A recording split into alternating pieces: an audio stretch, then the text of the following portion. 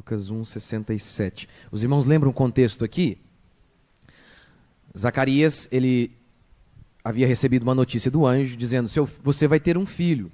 Zacarias não acredita. Por conta disso, o anjo pune Zacarias, deixando-o mudo. Com base nisso, diz o texto, que a mulher dele engravida e o menino nasce. Na hora de nascer, o povo, os vizinhos, queriam colocar o nome na criança. Devia ser alguma origem brasileira ali, o povo. Não vai colocar esse nome de João não, porque não tem ninguém na sua família com este nome. Não vamos colocar João. E insistiram ainda, de tal modo que perguntaram para Zacarias. Ele, mudo, pediu uma tabuinha e escreveu: João Batista é o nome do menino.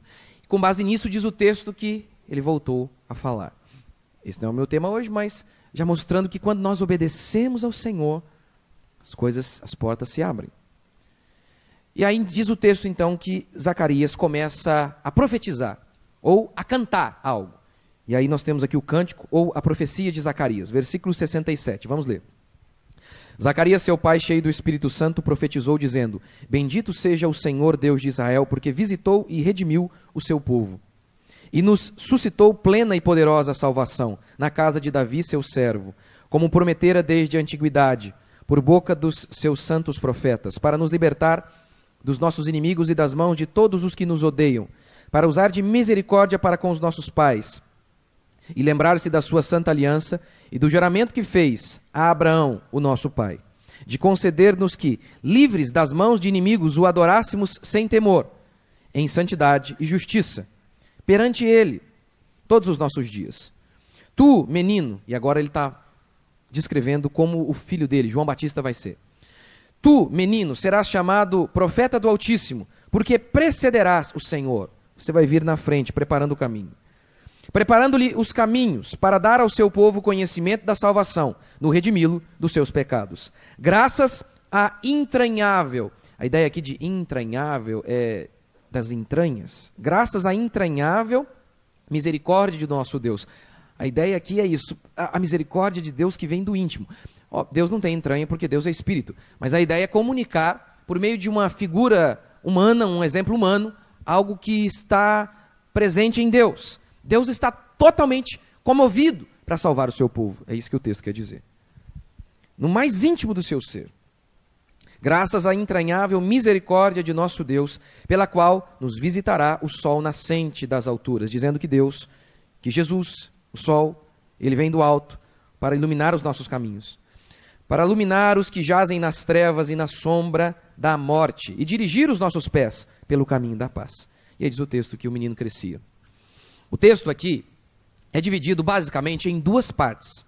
A primeira do versículo 66 ao versículo 75, onde a obra de salvação de Deus pelo seu povo é narrada. E do versículo 76 ao versículo 80, João, é descrito o ministério de João. E João vai ser um dos homens responsáveis para preparar o caminho para o Salvador. Ou seja, toda a canção, toda a profecia de Zacarias diz respeito à obra de salvação de Deus efetuada pelo seu povo. Os servos de Deus, ao longo da história, muitos servos de Deus, usaram o método que nós temos tentado usar aqui, em nossa igreja, de pregar livros inteiros da Bíblia. O livro inteiro. Versículo por versículo. Por quê? Desta maneira, uma das coisas que irá acontecer, uma das boas coisas que irá acontecer, é que nós vamos dar ênfase àquilo que Deus dá ênfase. Quando nós pregamos a Bíblia assim, nós notamos que o que é enfatizado na Escritura é o conhecimento de Deus, servir a Deus. O que é enfatizado é o reino dos céus, não da terra. As conquistas espirituais, não tanto as materiais. O que é enfatizado é a mensagem da cruz e a mensagem da salvação de Jesus Cristo. A Bíblia fala sobre casamento, sobre criação de filhos, mas não é a ênfase. E na realidade, tudo isso, até a criação de filhos, ela só pode ser entendida com base em nossa salvação, com base na doutrina da cruz de nosso Senhor Jesus Cristo. O falso pastor é o homem que fala apenas daquilo que é secundário. Ele pode até falar de assuntos bíblicos, mas que são secundários. Ele nunca fala daquilo que é principal. Eles falam sobre casamento, sobre criação de filhos, sobre vida empresarial, mas nada sobre a cruz de nosso Senhor. Nada. E a cruz, não por acaso, é o símbolo da nossa fé. O símbolo da nossa fé não é uma família. Como alguns muitas vezes dizem, nossa igreja é uma família. Deve ser? Claro que deve. Mas acima de tudo, o símbolo cristão é uma cruz. Porque ali está resumido a nossa fé. E ali está a definição de quem nós somos. Saber sobre a nossa salvação, sobre a cruz, é o que nós mais precisamos. Vou te dar alguns exemplos.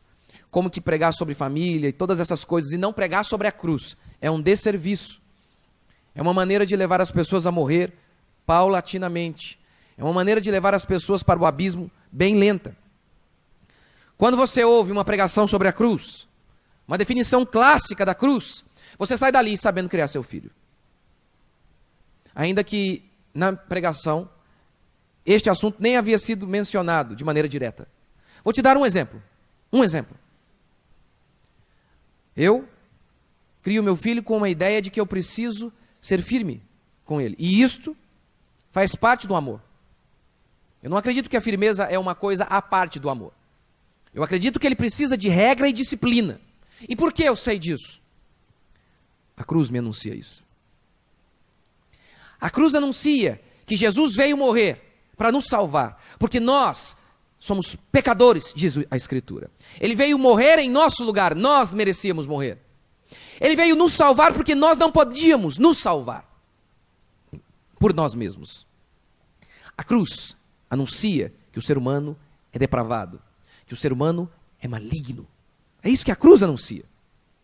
Sabendo disso, eu vou criar os meus filhos de maneira diferente da ensinada pelos psicólogos, porque eles não veem o ser humano como eu vejo, como a Escritura me ensinou a ver.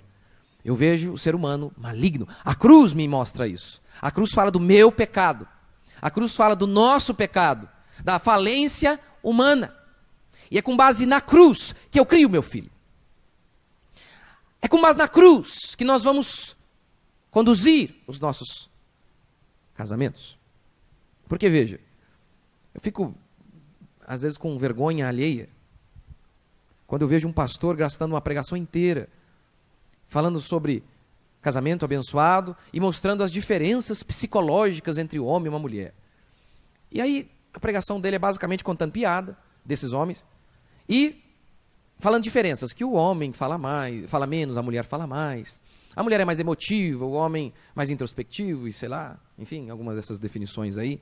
E vão dando essas diferenças. O interessante é que me parece que eles pegaram essas pregações de algum psicólogo, ou então do livro Homens são de Marte, Mulheres são de Vênus. Esse livro descreve as diferenças psicológicas, biológicas entre um homem e uma mulher. E dizendo que essa é a grande chave para nós termos um casamento melhor.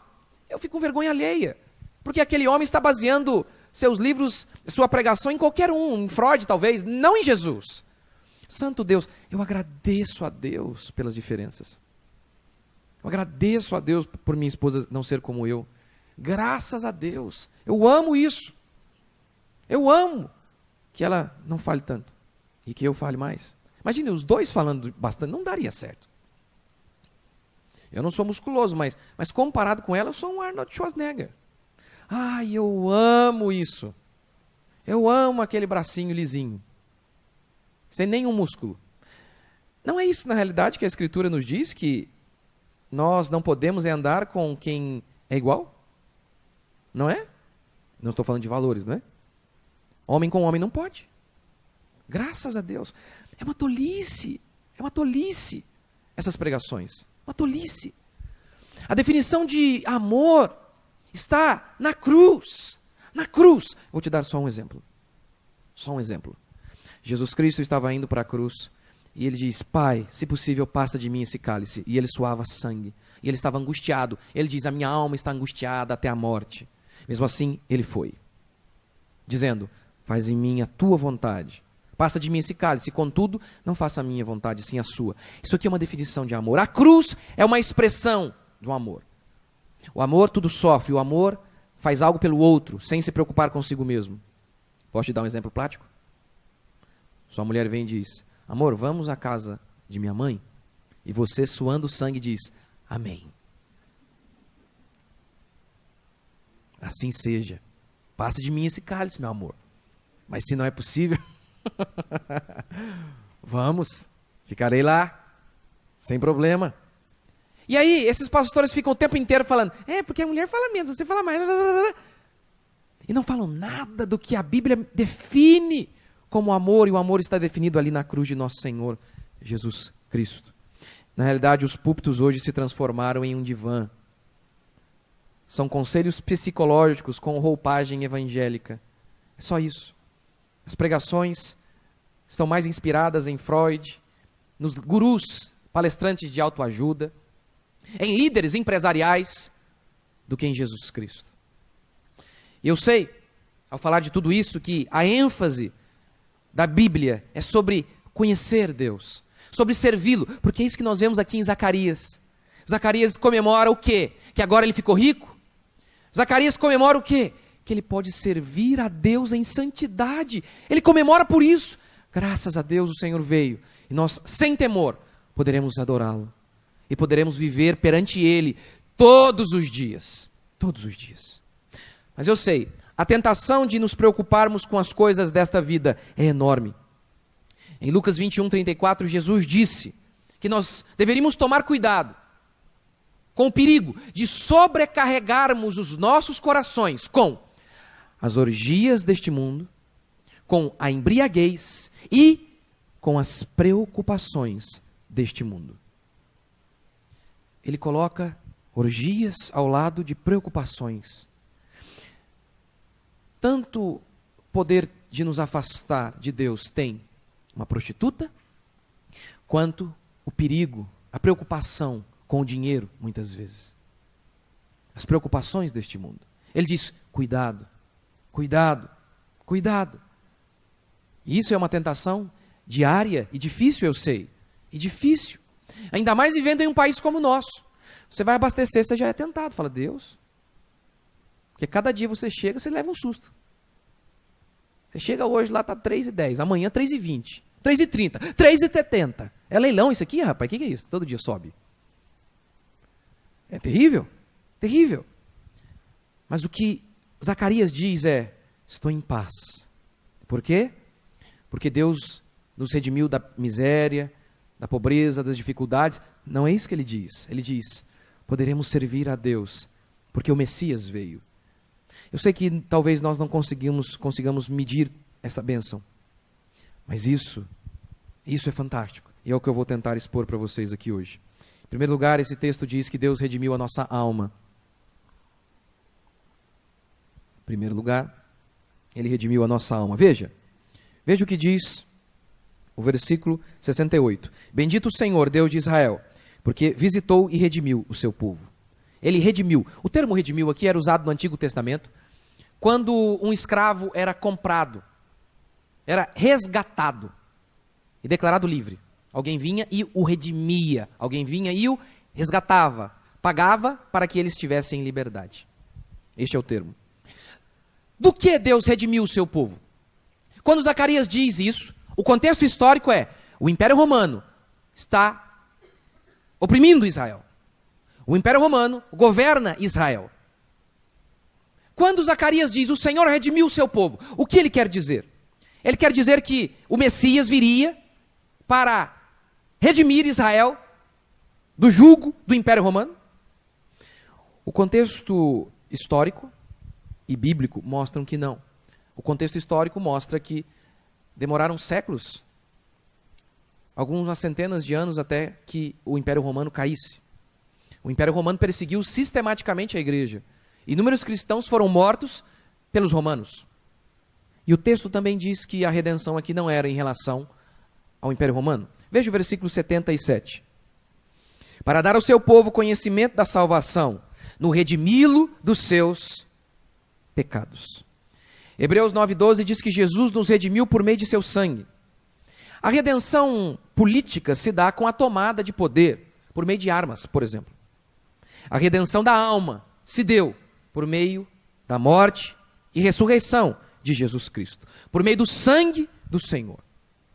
E, naquela época, muitos judeus acreditavam que o Messias, ele era anunciado como um rei, que o Messias viria para destronar, para jogar no chão o trono de César e assumir o reino dele. Aqui, visível e na terra. Muitos acreditavam assim. Não sem razão, Jesus enfatizou constantemente durante seu ministério que o reino dele não era deste mundo, que o reino dele era celestial. Ele disse isso para Pilatos. Pilatos, meu reino não é daqui. Se fosse, eu teria enviado centenas de anjos para destruir todo o seu reino. Jesus disse em outra oportunidade, o meu reino não vem com visível aparência. O meu reino está dentro de vós. Mas parece que hoje mesmo nós enfrentamos os mesmos problemas que aqueles judeus enfrentavam. Pessoas acreditam que a grande mensagem de Jesus é sobre o reino da terra. Pessoas acreditam que Jesus veio para nos redimir da pobreza. Que Jesus veio para nos redimir do anonimato. Não é isso que canções cantam? Canções ímpias, evangélicas?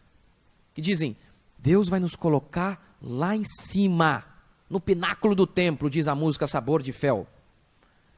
Você vai estar no palco, enquanto os seus inimigos na plateia, aplaudindo o seu sucesso, vendo você em destaque. Ímpios acreditam nisso. Ímpios cristãos. De propósito, tá? Esses ímpios cristãos acreditam nisso. Que a grande missão de Jesus foi nos redimir de uma vida aparentemente fracassada aos olhos do mundo. Você vai ser cabeça, dizem eles. Veja, eu creio de todo o meu coração que o Senhor supre os seus filhos. Jesus disse isso. Não andeis ansiosos pelo que haveis de comer, beber ou vestir. Olhai as aves do céu. Elas não plantam nem fiam, contudo o vosso Pai Celestial as sustenta. Não valeis vós muito mais do que as aves?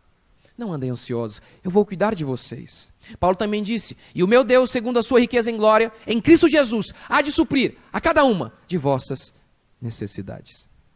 É promessa bíblica. Eu creio de todo o coração que o Senhor supre os seus filhos. Mas é diferente acreditar que o Senhor supre as nossas necessidades e acreditar até que Deus pode fazer alguns de nós muito ricos. Como ele fez com Abraão, como ele fez com Davi, Jó. É diferente acreditar que Deus nos supre, que Deus pode até nos fazer prosperar, muito. É diferente de acreditar que o dinheiro é o alvo de nossas vidas.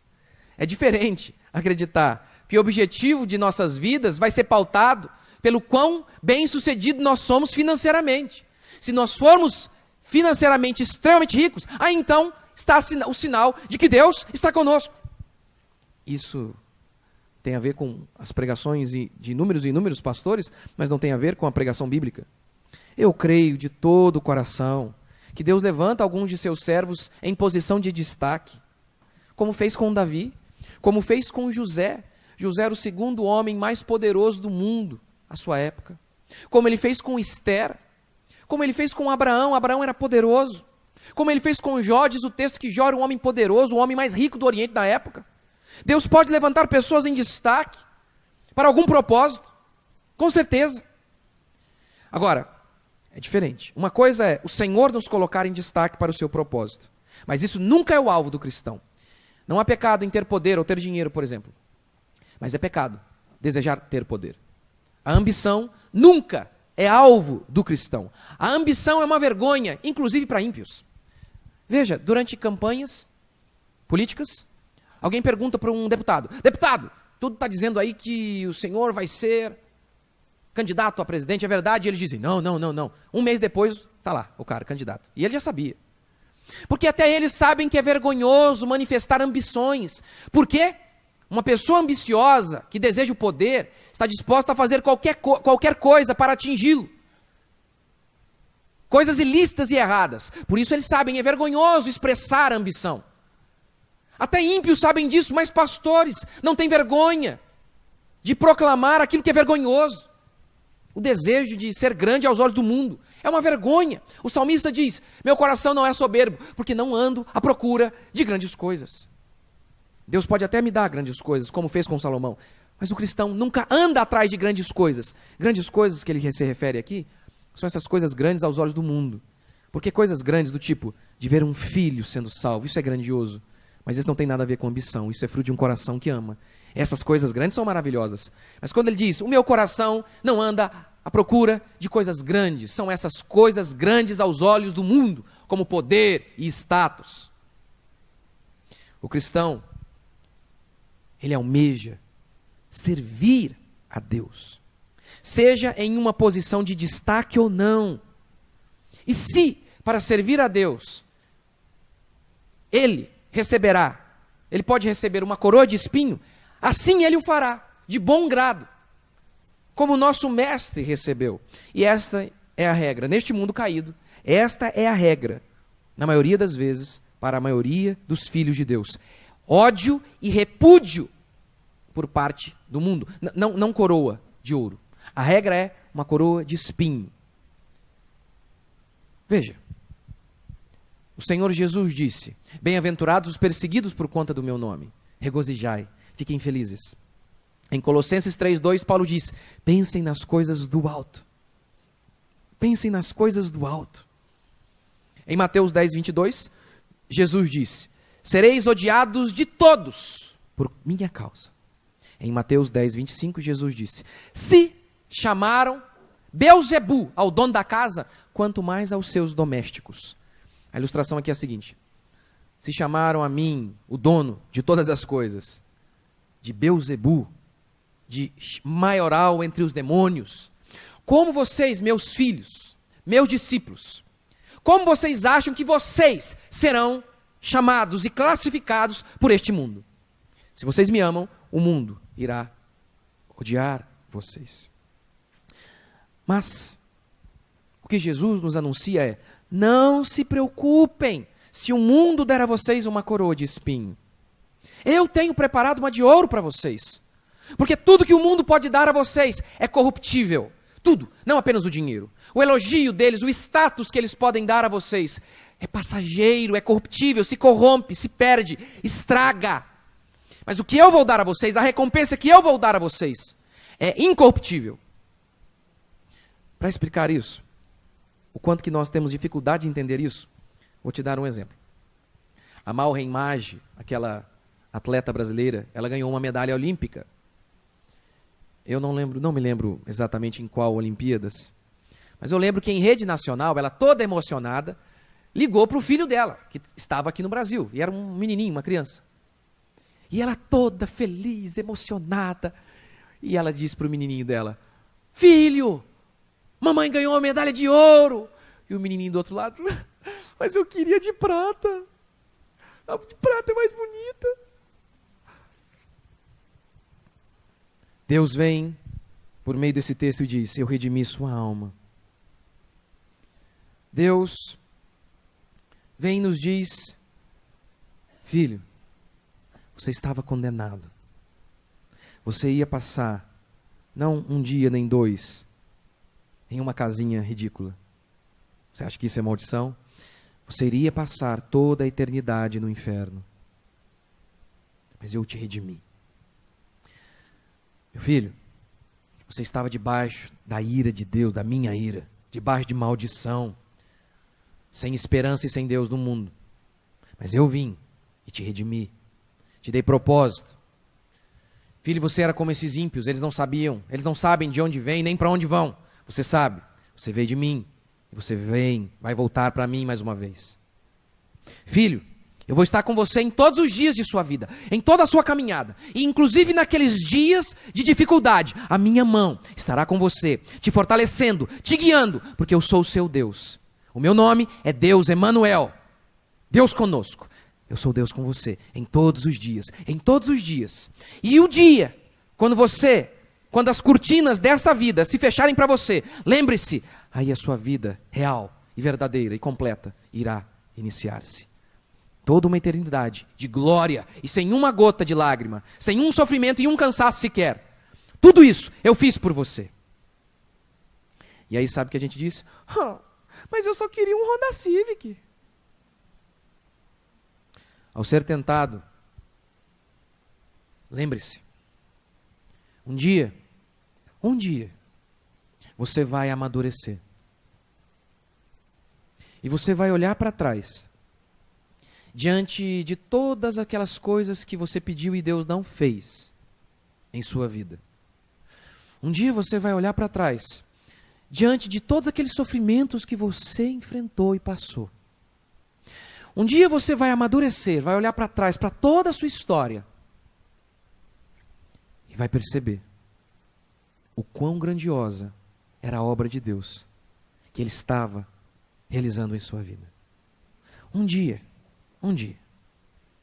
E aí, você vai saber que aquilo que você não possui nesta vida não significa nada comparado com aquilo que você possui em Cristo Jesus.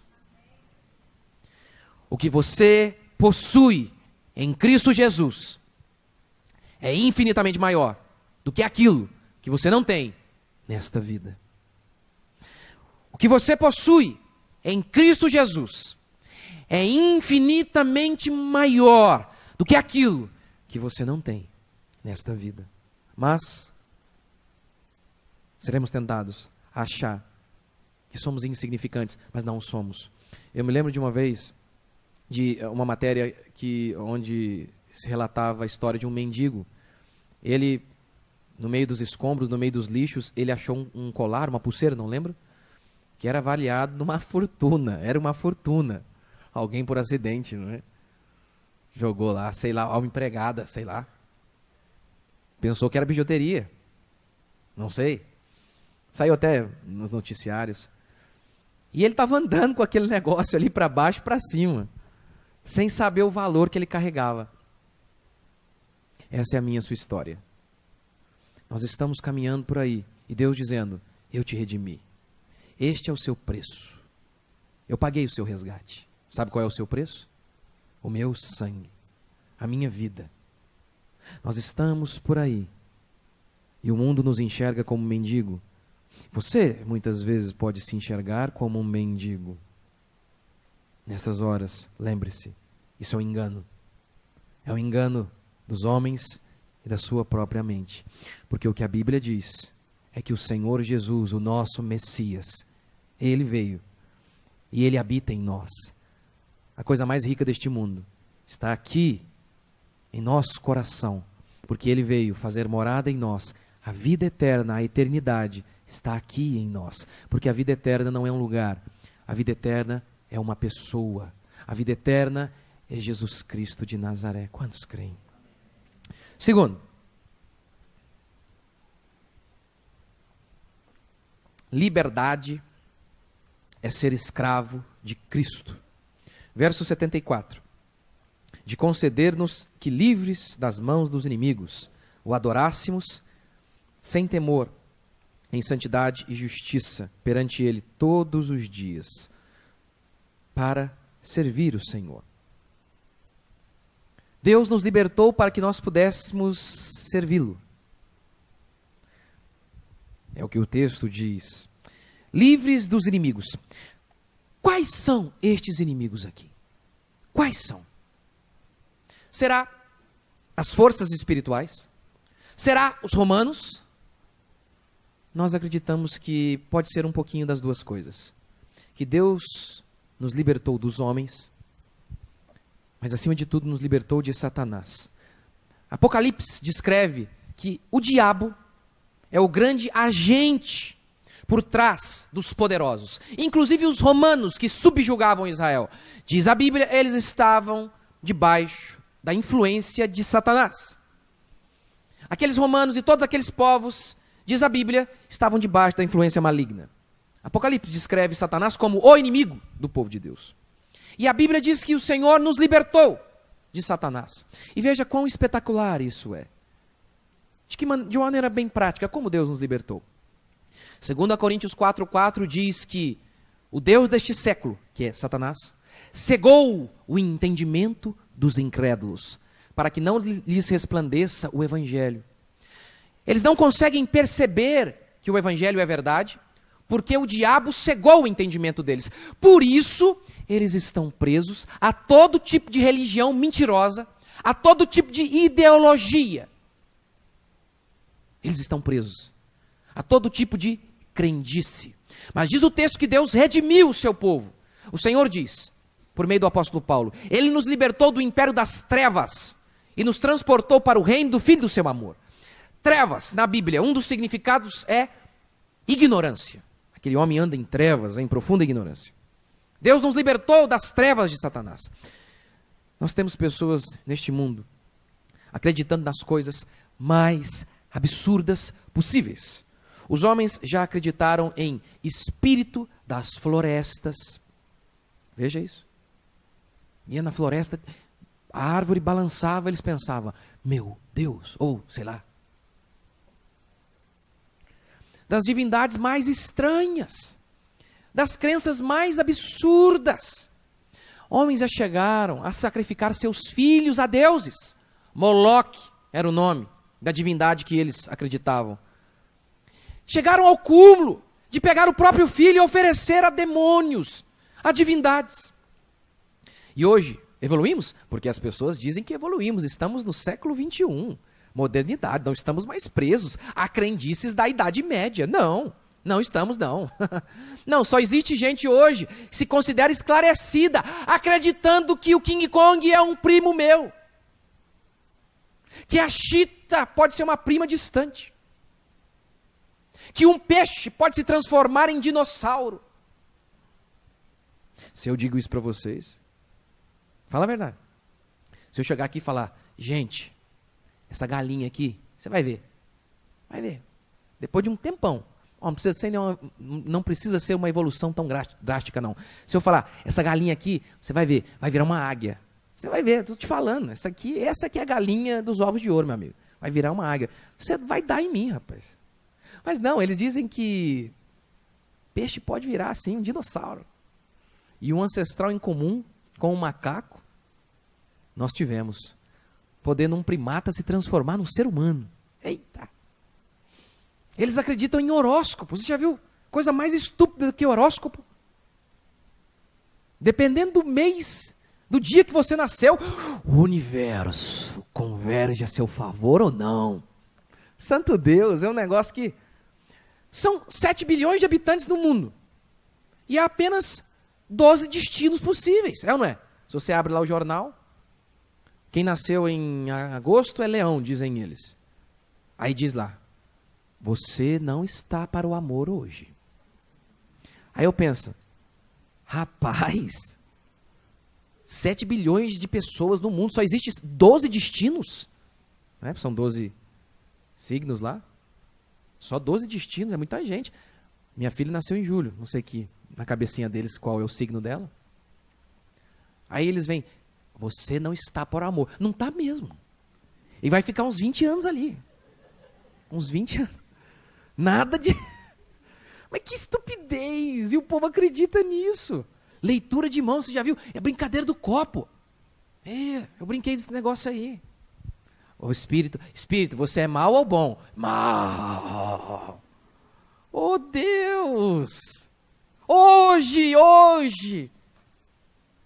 Tem gente que acredita numa energia. Já viu aquele povinho da TV? Que se julga inteligente, esclarecido. Eles chegam em um lugar e dizem, estou sentindo uma energia boa desse lugar, uma vibração. Eu falo, o que é? Como assim energia? Como? Aí tem dia que ele chega, não estou sentindo uma boa energia nesse lugar, porque alguém soltou um pum, alguma coisa assim. O que você quer dizer com isso? Energia. Não, uma energia, porque o universo... Santo Deus, Santo Deus. Gente inteligente. Consegue resolver cálculo físico complicado, mas não consegue enxergar a existência de Deus, que está na cara. Gente inteligente, cara filósofo, não cai no conto da Rede Globo, não se deixa enganar por mentiras da Rede Globo, porque é esperto. Não se deixa enganar pelas mentiras dos poderosos, porque o cara é esperto. Ele não cai no conto desses homens, mas ele cai como um patinho ajoelhado diante de uma imagem. E diz, Maria é meu Deus. A ignorância é uma desgraça. A ignorância, as crendices nos destroem. Religiões hoje ainda dizem que você não pode fazer uma transfusão de sangue. Se o seu filho está morrendo, deixe-o morrer. Se ele precisa de uma transfusão de sangue, não faça, porque Deus será glorificado nisso. Onde, meu Deus? O Senhor derramou o seu próprio sangue, nos doou o seu sangue, para que nós não morrêssemos. Crendices nos destroem. Nos destroem. Conversava com um rapaz há um tempo atrás, e ele frequenta uma igreja, e ele sabe das coisas erradas, tem pastora, ele sabe errado, tem o xarabacanta, ripa lá para trás, bife no balaio, ele sabe que é errado. O povo corre no meio do culto. Aí eu, como assim corre? Você quer dizer o quê? Corre para trazer a oferta? Corre para trazer a ceia, para pegar a ceia? Não, eles correm dizendo que estão cheios do Espírito. Fica cheio do Espírito e sai correndo.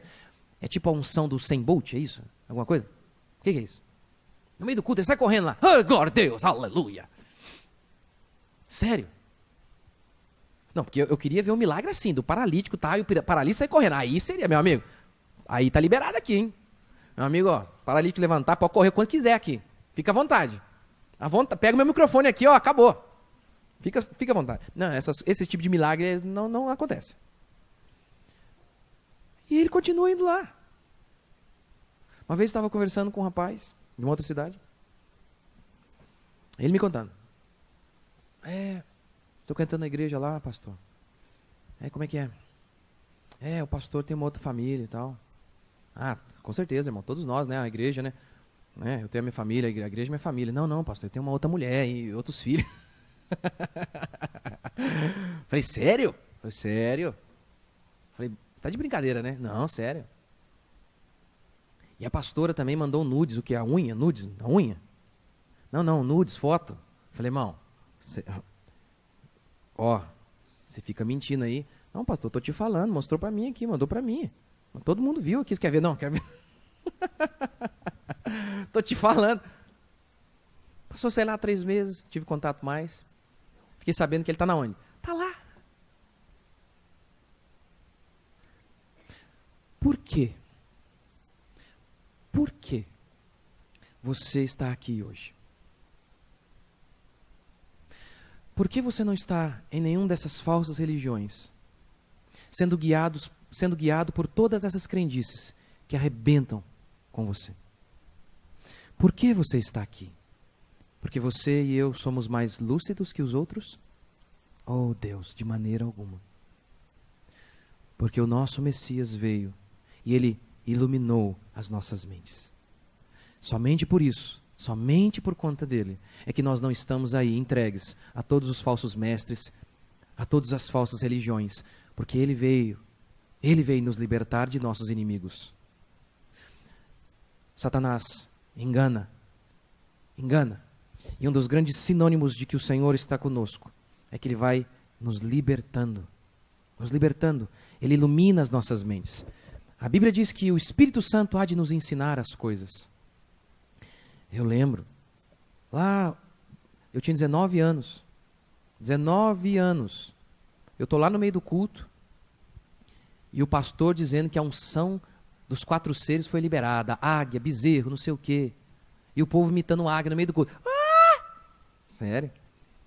E eu dizendo, eu não sabia explicar, mas, puxa vida, isso aqui... Na hora eu pensava, poxa, eu acabei de chegar, né? Eu acho que o problema está em mim, ficava meio acusado. Mas lá dentro, alguma coisa, sem conhecimento algum, nunca tinha lido nada. Lá dentro, isso aqui não está cheirando bem. Não sei explicar. Por quê? Por que estamos aqui? Porque o Messias veio e possibilitou a mim e a você que, livres de nossos inimigos, do nosso inimigo, nós pudéssemos servir ao nosso Senhor em lucidez, amor e graça todos os dias. Quantos creem? Livres do tormento. Satanás atormenta as almas. Em 1 Samuel 16,4 diz a Bíblia que Saul era atormentado por espíritos malignos, demônios. Pessoas não conseguem pegar um carro e dirigir um carro. Conheço inúmeras pessoas que vivem angustiadas sem nem saber por quê. Tendo dinheiro, tendo boa família, angustiadas. Esse é o meu trabalho. Tentar ajudar inúmeras dessas pessoas constantemente. O tempo inteiro. Ricas às vezes, mesmo assim atormentadas, com medo. querendo dar cabo da vida, sem força para levantar, tentar de novo, sem força para conseguir vencer um vício, sem força. Por que você não é assim? Por quê? Porque você tem uma vontade forte em si mesmo? Não. A Escritura diz que você tem andado em liberdade porque Ele libertou você de seus inimigos. Ele, o Senhor, veio nos libertar de Satanás. Mas em segundo lugar, isso também pode significar, esse texto que diz, livre de nossos inimigos, pudéssemos adorar a Deus em justiça e santidade, sem temor. Isso pode significar, sim, um livramento em relação aos homens. Aqui, acontece um tipo de livramento diferente daquele ocorrido no Antigo Testamento. No Antigo Testamento, por exemplo, Deus levantou Sansão para libertar Israel do jugo dos filisteus. Os filisteus vinham e oprimiam Israel. Muitas e muitas vezes os inimigos vizinhos de Israel vinham no momento da colheita de Israel e saqueavam a colheita de Israel, deixando Israel na miséria. Então diz o texto, o povo orava, o Senhor levantava um juiz e esse homem vinha e libertava Israel. Aqui acontece algo diferente do que acontecia ali no livro de Juízes, quando Deus levantava um juiz, este juiz ia até aquele rei pagão que estava tentando oprimir Israel, e aquele juiz levantado por Deus matava, destruía o rei inimigo. Aqui acontece algo diferente com o nosso juiz, com o nosso Messias. Jesus vai até Pilatos, e Jesus não mata Pilatos, pelo contrário, ele diz, eu estou aqui e eu quero morrer. A escolha é minha. Você não tem poder algum sobre mim, Pilatos, porque Pilatos diz, fala comigo, eu tenho poder para te soltar. Ele diz, tem nada, o poder que você tem eu te dei, meu pai te deu. Eu estou aqui porque quero. É um tipo diferente de livramento. É um tipo diferente. E o texto diz que sem temor, pudéssemos servi-lo. Aqueles cristãos não viram o Império Romano cair, pelo menos não durante alguns anos. Mesmo assim, eles serviram a Deus em liberdade. Eles estavam dispostos até mesmo a morrer pelo Senhor Jesus. Meu amigo, se isso não é liberdade, liberdade é isso. É não ser vencido pelo medo. Os homens tentam nos aterrorizar o tempo inteiro. Patrões podem tentar nos aterrorizar. Governos malignos podem tentar nos aterrorizar. O tempo inteiro. Ser livre é não ser vencido pelo medo. Não ser vencido e enfrentar todos. Porque Jesus disse isso. Não temam os homens, eles podem apenas matar o corpo. Temam aquele que pode tirar a vida e mandar para o inferno. Um homem livre é aquele que vence seus medos.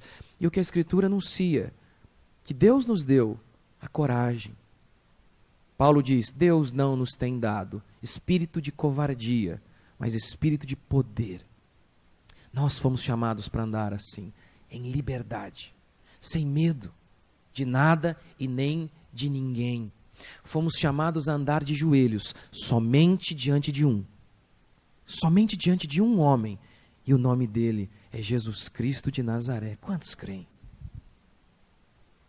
O terceiro e último princípio é sobre João.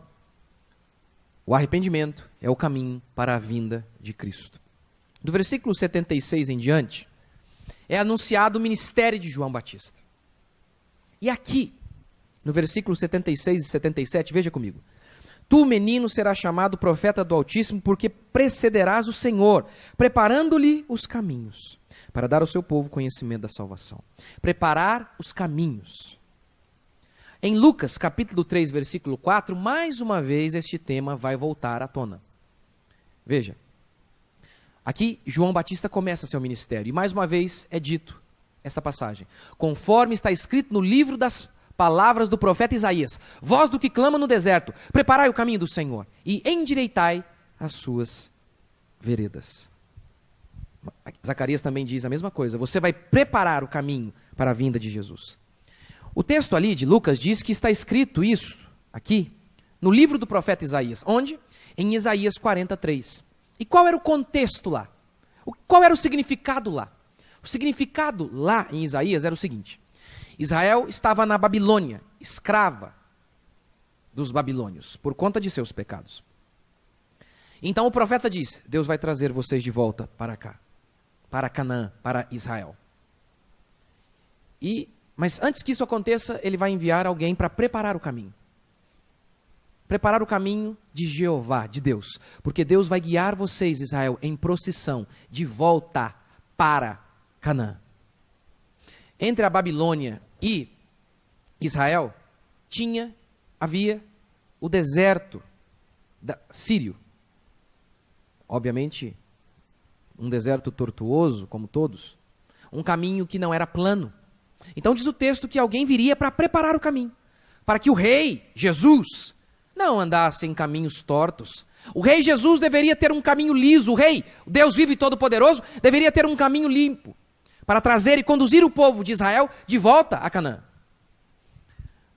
Isto que aconteceu uma vez lá em Israel é aplicado agora a João. João, você vai preparar o caminho para o rei vir. Você vai preparar. Só para você ter um paralelo, até hoje isso acontece. Não apenas em relação a reis, mas em relação a líderes políticos e religiosos. O Papa veio aqui em nosso país, em nossa cidade, o que aconteceu? Deixaram o caminho planinho para ele. Pintaram tudo, arrumaram as ruas onde ele passou, meu amigo, show. Todas as outras, Brasil. Ali, Europa. Essa é a ideia. O rei estaria vindo, então alguém iria preparar o caminho. Todos aqueles caminhos tortos seriam aplanados, deixados retinhos. Ele aplica isso a João Batista. Como João Batista faria isso? João Batista pregou sobre arrependimento. O coração das pessoas estaria torto, mas por meio da pregação de arrependimento de João Batista, os caminhos seriam aplanados. Quando as pessoas se arrependessem verdadeiramente de seus pecados, os caminhos se tornariam planos, para que Jesus, o Rei dos Reis, caminhasse até o coração dos homens. O interessante é que os pastores modernos dizem que eles preparam o coração das pessoas para que Jesus venha, falando de amor de Deus, mas nada sobre pecado. Eles dizem que pregar sobre pecado, confrontar as pessoas em relação aos seus pecados, não é amor. Eles se vangloriam de não pregar sobre arrependimento. Chamam esta mensagem de mensagem do medo. Dizer para as pessoas que o que elas fazem é errado, isso é acusá-las. E Jesus não veio para condenar as pessoas. E aí distorcem o que Jesus disse. Mas o que é condenar o pecado? O que é expor o pecado? O que é chamar as pessoas ao arrependimento? Jesus resumiu em uma sentença o que significa pecado. Pecado é não amar. Quando não amamos, estamos pecando. Ele resumiu em 2 mandamentos toda a lei. Amar a Deus e o próximo. Ele resumiu todos os 10 mandamentos em 2. Amar a Deus e o próximo. Por quê? Não mate, não roube, não minta. Porque quando você ama o próximo, você não vai matar. Você não vai mentir para ele. Por isso ele diz, o cumprimento da lei é o amor. Pecar é não amar. Então, quando nós confrontamos o pecado das pessoas, quando eu venho aqui confrontar o seu pecado, o que eu estou dizendo é, pare de ferir sua esposa. Pare de ser egoísta. Porque Deus não vai ouvir sua oração, como Malaquias diz. Que havia homens maltratando suas mulheres, traindo suas esposas. E Deus diz para eles, não vou ouvir. Mesmo que vocês me busquem com lágrimas, não vou ouvir. Porque vocês têm ferido suas esposas. Porque vocês têm machucado suas esposas. Não vou te ouvir. Isso é pregar sobre pecado. Isso é chamar ao arrependimento, é dizer, pare de deixar seus filhos de lado. Pare de ser egoísta. Pare de mentir. Esta é a pregação verdadeira. Tanto que todo o ministério de João foi resumido em uma frase. João apareceu pregando o quê? Arrependimento. Mas os pastores de hoje se vangloriam de resumir toda a sua mensagem em uma frase. Vim pregar sobre amor. Pregar sobre amor é pregar o arrependimento. Por quê? O texto diz que ao acontecer isso, ao existir um caminho plano, ao existir arrependimento no coração das pessoas, o sol das alturas viria iluminar as almas que habitavam nas trevas. As trevas.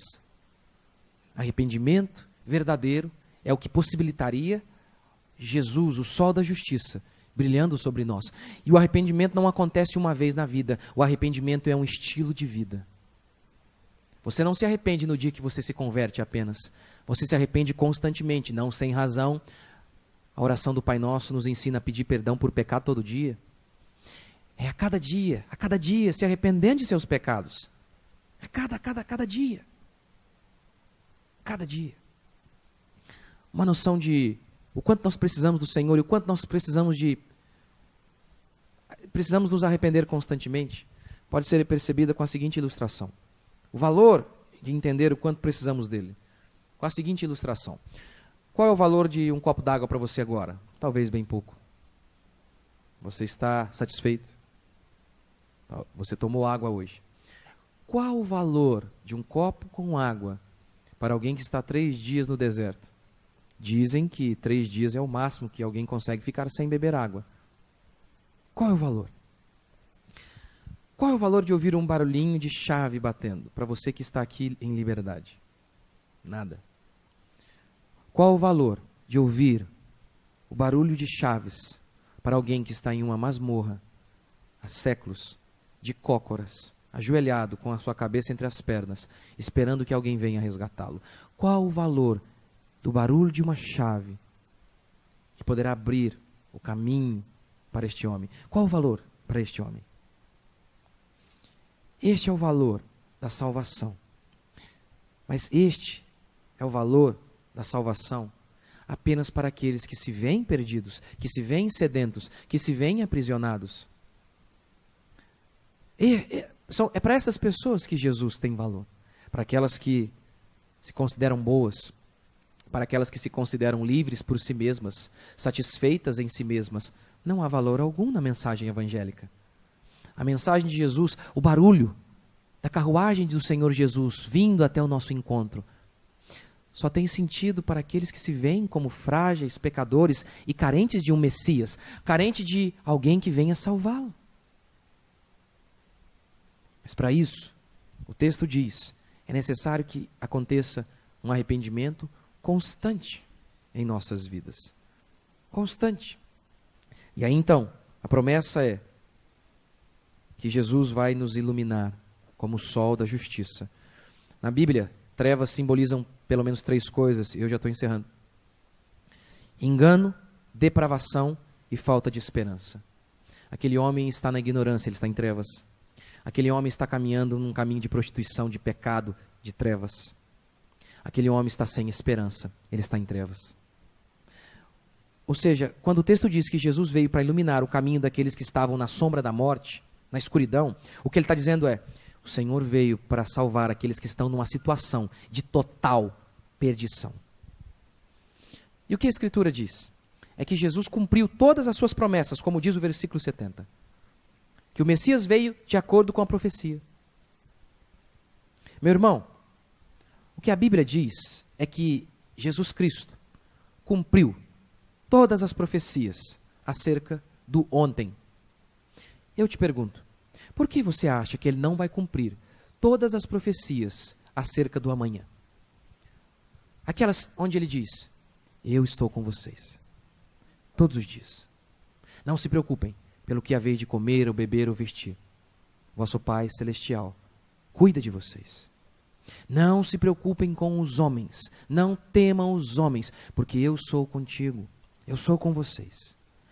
Eu vou conservar vocês, salvos, até aquele dia. Não temam a nada e nem ninguém, porque nada e nem ninguém poderá separar vocês de mim, do meu amor, do meu cuidado. Não temam.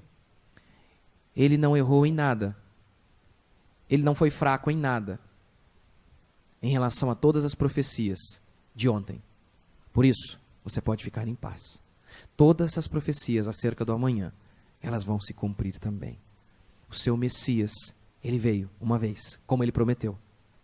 E ele virá mais uma vez, como ele também prometeu. Quantos creem? Vamos ficar de pé. Lucas 1:67. Os irmãos lembram o contexto aqui?